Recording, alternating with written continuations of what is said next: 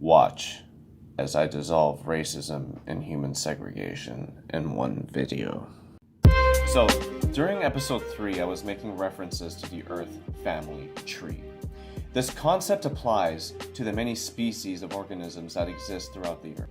There exists within each branch of the family tree another family tree exclusive to the specific species. In humanity's case, all of the different family bloodlines are branches of the human family tree. If we trace our Homo sapien DNA to the source, their common ancestral heritage, we are led to Africa. This is the tree of humanity. Geneticist Raj Ramasar has used these differences to help build a global family tree by tracing genes down the female line. Our modern genes are the branches of the tree, and geneticists have followed them back in time to find our ancient roots. Because each person's mitochondrial genome is inherited from his or her mother, all mitochondrial lineages are maternal, which means that the females carry down this genetic makeup while the males inherit it but are unable to pass it down. But follow the branches back to the beginning, and the tree reveals that ultimately we all have our roots in the same place.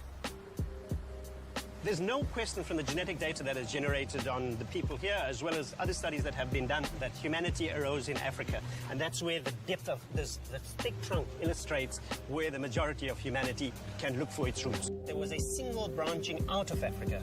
It amounts to, historically, a single band of individuals leaving the African continent. So that was the original migration out of Africa that we can track with DNA. All differences in our physical appearance are all explained by adaptations to the surrounding environment.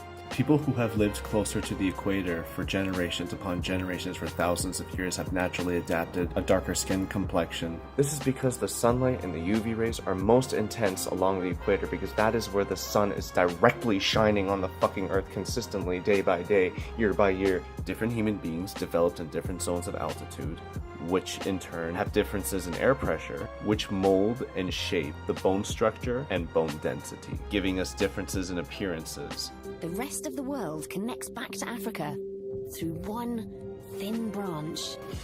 From there were branchings out in many different directions, into Europe, into the rest of Asia, Eurasia, to the north, and then down to Australia and Japan, and ultimately to the Americas on the other side.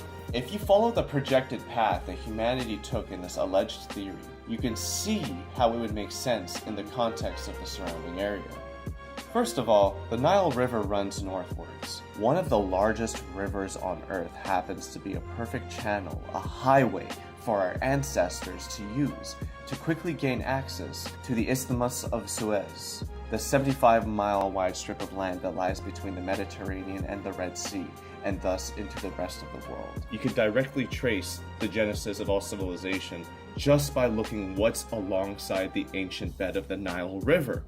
The Olmecs are another anomaly that ties into this theory. Back when the Inquisitors were discovering central Mexico, several megaliths depicting what appears to be African people were discovered throughout the jungle in random locations. This is strange because Africans weren't supposed to reach North America until the slave trade, and yet here we have sophisticated depictions of them on the other side of the planet, weighing several tons in a place where pyramids litter the jungle.